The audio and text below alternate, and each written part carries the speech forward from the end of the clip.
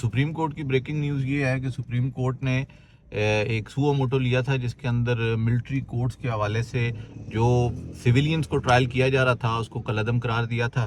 تو آج اس کی اپیل تھی اور اپیل کی ہیئرنگ میں جو آرڈر تھا سپریم کورٹ کا کالعدم والا اس کو سسپینڈ کر دیا گیا اور اب مزید آگے آپ بتا دیں. تو ویورز سپریم کورٹ سے آپ کے لیے امپورٹنٹ خبر کہ 23 اکتوبر کو سپریم کورٹ نے ایک فیصلہ دیا جس میں یہ کہا کہ سویلینز کا ٹرائل آرمی کورٹس نہیں کر سکتی، ملٹری کورٹس نہیں کر سکتی. اس فیصلے کو آج کی تاریخ میں سپریم کورٹ کے ہی ایپلیٹ بینچ نے سسپینڈ کر دیا. سسپینڈ کرنے کے بعد کیا فیٹ ہوگا، جو آپ کا کوشچن تھا وہ یہ ہے کہ اب سویلینز کا ٹرائل ملٹری کورٹس کریں گی.